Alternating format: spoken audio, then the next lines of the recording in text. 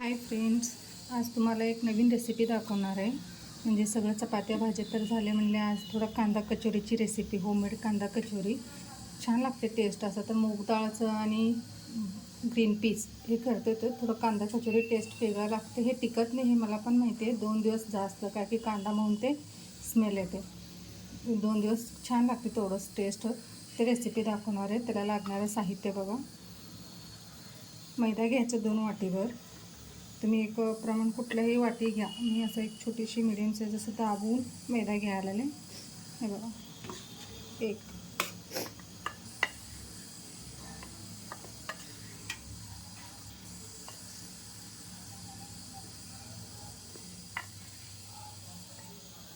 एक दोन.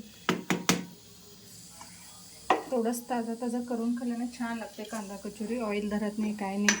आणि हे चवानुसार मीठ जरा कमीच घाला, काय की मग आतमध्ये जे स्टफिंग करतो मसाला त्याच्यात पण थोडा मीठ असते, मग जास्त मीठ लागते. आणि त्याच्यात घालायचं ओवा. ओवा ऑप्शनल आहे, कोण घालतात कोण घालत नाही. कोण ओवा पण घालतात, मी नाही घालायला नाही.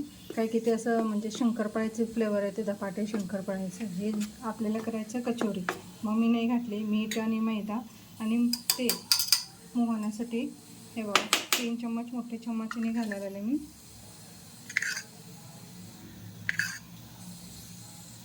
बस, जास्त घालू नका म्हणजे तेलात तर फुटतात कचोरी जास्त. 3 चम्मच बरोबर होते 2 वाटीला.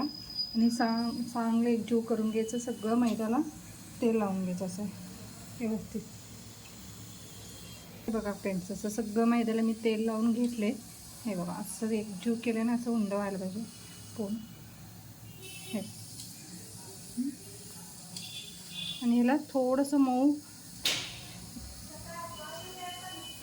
मऊसर आपण तिंबून घेऊ पीठ. जास्त असं घट्ट करू नका, कसं तेलात घातले ना मग ते फुटते. एकदम घट्ट करते, खरं घट्ट करू नका. ते सारण आतलं भरताना ना एक तर चिटकत नाही, आणि दुसरं कसं तेलात घातले ना पटापटा फुटते आणि करतानाच एर धरते. म्हणून काय करा, थोडं मऊसर करा पीठ.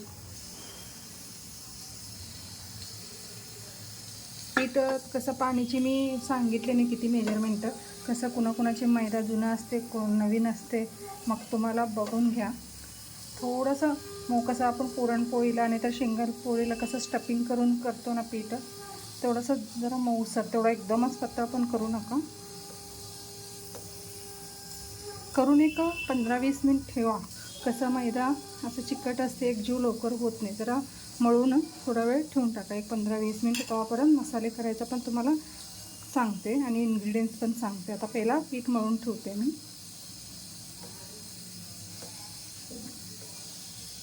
कसं समथिंग चेंज, कोणतरी गेस्ट येणार असलं तर दही वडा करते, इडली वडा असते, चहासोबत संध्याकाळी उपीट पोहे करत. अशा एक 10-12 कचोरी जर तळून ठेवले, घरातलं पण फ्रेश वाढते. असा कोण रोज रोज ऑइली तर कोण खात नाही, आधीमध्ये कधी तर एकदा केलं तर छान वाटतं. हे बघा पीठ तुम्हाला दाखवते. हे असं एवढं करा, बस झाला. म्हणजे असं आपण जेव्हा सारण भरतो ना ते व्यवस्थित बंद करायला यायला पाहिजे होतं स्टफिंग. ओके. हे बघा फ्रेंड्स, त्याला लागणारे मसाले काय काय लागते त्याला आतमध्ये स्टफिंगसाठी. मग हे पहिला मी तुम्हाला दाखवते. जिरा आणि सोप आणि मिरची, लसूण, काळी मिरी, आणि हे धनियाची बी नाही आहे माझ्याकडे, मग ते कूटच आहे. शक्यतो बी घालतेच जण, सगळेजण असं भाजून तरी करून घालते. खरं ते तोंडात येते. ते बाहेरची समोसा ठीक आहे, घरातलं असलं तर पावडर घालू शकतो आपण.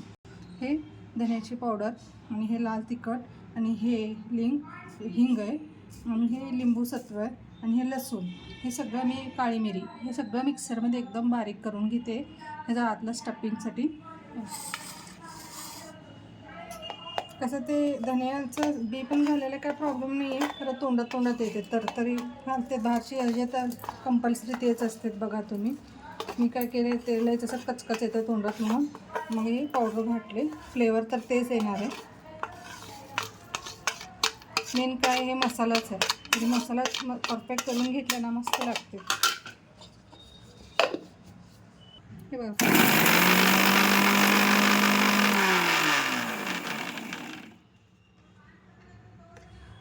हे बघा असं मसाला तयार करा, जास्त बारीक करू नका, थोडं तरी तरी ठेवा, असं मस्त स्मेल येते ना. काश्मीरी मिरची पावडर जर असलं ना अजून छान लागते. माझ्याकडे आज नाही आहे, संपलं. आपल्या नेहमी असते ना मिरची, तेच घातलेले.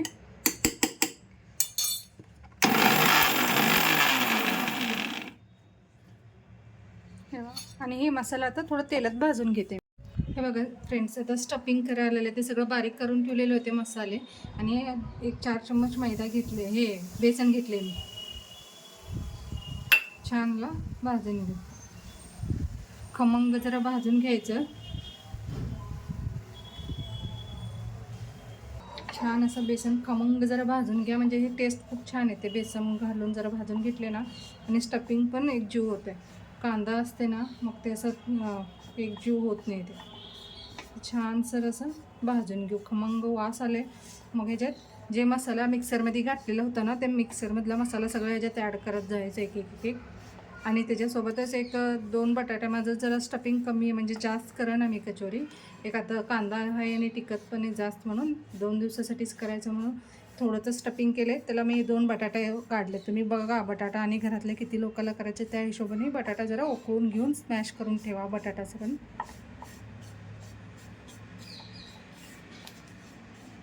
बटाटा, बेसन आणि जे मसाला, कच्चा मसाला आम्ही मिक्सरमध्ये घातलेला आहे, सगळं एकजीव करून वर कांदा घालायचं.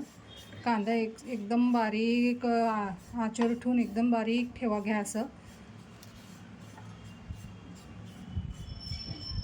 जरा वेळ लागते हे बेसनला, कसं कच्चं घातलं ना स्मेल येते. हे बघा फ्रेंड्स, असं थोडंसं ब्राउनिश कलर मी बेसन भाजून घेतले. नंतर ना हे मसाला जे मिक्सरमध्ये घातलेलं आहे हे पण घालून थोडं भाजून घेऊ, का की मिक्सरमध्ये मी कच्चंच घातलेलं होतं सगळं, काय भाजून घेतले नाही. जिरा, सोप ते काहीच भाजले नव्हते. ह्याच्यातच थोडं गरम करू, जास्त गरम करू नका, कसं करपते मसाले सगळं, करपले ना मग कडवाट फ्लेवर येते.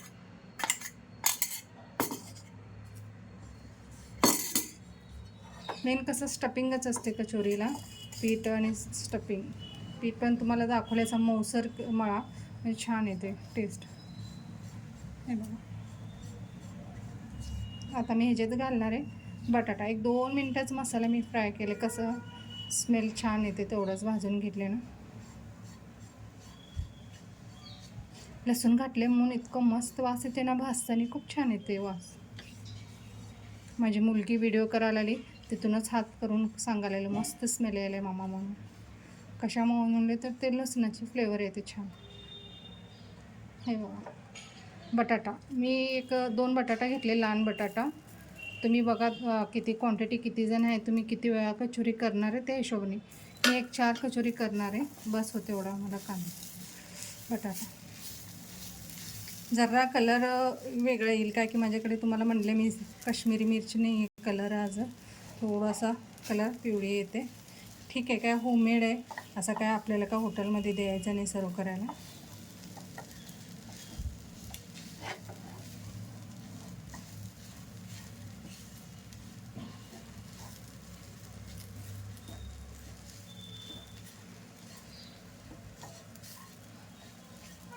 आता ह्याच्यात घालणार आहे मी जरा जाडसरच कट केले कांदा.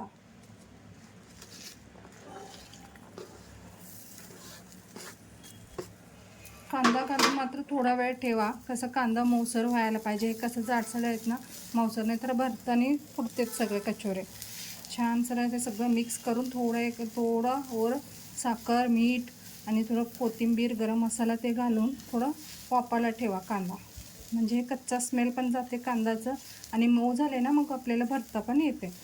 आणि ह्याला मी आता घालणार आहे, तुम्हाला सांगितलं आताच, गरम मसाला.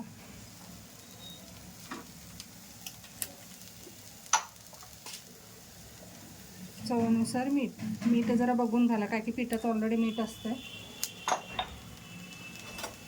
आणि साखर.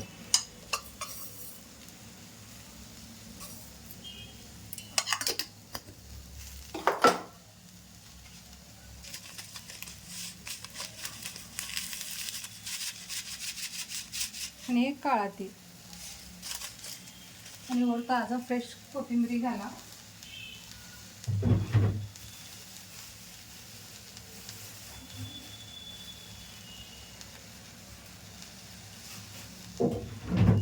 तसा माझा काय तयारी नव्हतं, अचानकच मग करायचं ठरवलं म्हणलं तर मी एक एक एक एक घेऊनच दाखवायला आले. तसं काहीच तयारी नव्हतं माझं करायचं असं.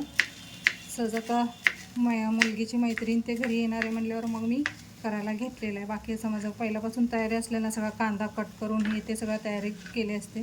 ठेवा ताजं कोथिंबीर. आता मी हे सगळं एकजीव करते. मेन कांदा आपल्याला मऊ करून घ्यायचा आणि कांद्याचं जरा कच्चा स्मेल जायला पाहिजे. छान असं भाजून घेते. हे बघा फ्रेंड्स, ते सगळं एकजीव उंड्या करून घेतले. छोटे छोटे जे सारण केलं होतं ना मी, पुरणपोळीचं कसं उंड्या करत नाही तसं छोटे छोटे उंड्या करून घ्या. आपण मी ऑलरेडी हे 2 तयार केलं. असं पुरणपोळीची कसं तयार करतो ना तसं करून आतमध्ये भरून घ्या छान व्यवस्थित. ह्याच्यात काय फरक म्हणलं तर हे डबलदा फ्राय करावं लागतं, म्हणजे ते फ्लफी पण होते आणि क्रंची आणि ब्राउनिश होते. असं एकजीव करून पुरण कसं भरतो आम्ही तसं भरून घ्यायचं. हे बघा, हातानेच दाबा, लाटण घेऊ नका. हे बघा, छान असं करून घ्या. आणि इथं मी ऑलरेडी करून ह्याच्यात घातलेलं आहे. आणि हे असं अर्धा कच्चं 2 वेळा हे पहिला काढून घ्या. असं मी आता अर्धा कच्चं तळलेलं तळून थोड्या वेळाने काय करा, सगळं एकदम तळून घ्या अर्धा कच्चा. मग परत एकदा ऑइल थंड झाल्यावर कोमट ऑइलमध्ये बारीक तळून घ्यायचं, म्हणजे बाहेरच्यासारखे एकदम फ्लफी होते. एकदमच तुम्ही तळून घ्यायला गेलं तसं होणार नाही ते फ्लफी बाहेरच्यासारखे. हे बघा फ्रेंड्स, पहिला मी अर्धा कच्चं तळून घेतले सगळं. मग आता परत तेल थोडंसं थंड करून घेतले. मग आता परत तळते मी. हे बघा, अर्धा कच्चं तळून घेतले. डायरेक्ट जरी तळले ना होणार नाही तसं फ्लफी बाहेरच्यासारखे. बारीक ठेवा एकदम लो फ्लेमवर. मग सोडून टाका थोड्या वेळाने, आपणच तसं ब्राउनिश कलर होते छानपैकी. हे बघा फ्रेंड्स, तर कचोरीसोबत तर चटणी लागते ना, मग हिरवी चटणी त्याला करायचं सामग्री सांगते. हे ताजा कोथिंबीर आहे आणि थिकनेससाठी फुटाणे घालायला मी. कोण शेंगा पण घालते, मला फुटाणे आवडते, फुटाणेच घालायला. आणि हिरव्या मिरच्या घालून घ्यायचं एक 4-5, आणि एक 4-5 कळी काय म्हणतात लसूण, आणि थोडासा अद्रक. कसं मी काहीच पहिला तयारी केलेली नव्हतं, अचानकच, म्हणून मला आज थोडासा उलटा व्हायला तर मी समजून घेतं, मला असं वाटतंय. आणि त्याच्यात मी काळा मीठ घालायला. आपलं नॅचरल मीठ आणि काळा मिरची जरा फ्लेवर चेंज होते, टेस्ट पण खूप छान येते हे काळा मिरची. तवानुसार घाला, कुणाला जास्त हवी तर घाला. आमचे जरा जास्तच खातात मीठ. हे जास्त. आता हे एकदम बारीक करून घ्यायचं. थोडंसं पाणी घालून पहिला हे बारीक करा, नंतर ना पाणी घाला. आता जरी पाणी घातलं तर सगळं फुटाणे सगळं तरतर असते, जीव होत नाही. हे बघा फ्रेंड्स, ते डबल फ्राय केले मी, तुम्हाला दाखवलं होते. बघा असं छान टम्म फुलतात. हे झालं कसं आपल्याला लक्षात येते, कळते, म्हणजे फिनिशिंग कसं झालं कचोरी. हे बघा, वर असं चीर पडतात, म्हणजे ह्याच्या अर्थ की झालं पूर्णपणे आतमध्ये पण पूर्ण असं छान हे तळून घेतलेलं आहे. हे बघा, डबल फ्राय केल्यावरच असा कलर येते. ओन्ली एकदमच तुम्ही घातले लगे कलर यायला पाहिजे असं होत नाही आहे. डबल फ्राय केल्यावरच असा कलर येते. तुम्हाला एक फोडून पण दाखवते. खूप गरम आहे, आत्ताच काढले मी. असं क्रंची पण खूप छान झाले. हे बघा, आतमध्ये चटणी ते घालून कांदा आणि कच्चा हे शेव, कच्चा कांदा ते घालून असं खूप गरम आहे. मला चटका द्यायला आले म्हणून मला का फोडतात. हे बघा, आतमध्ये कुठंच पीठ नाही आहे असं. तुम्ही पण नक्की एकदा ट्राय करा आणि आवडले असेल तर लाईक करा. थँक्यू.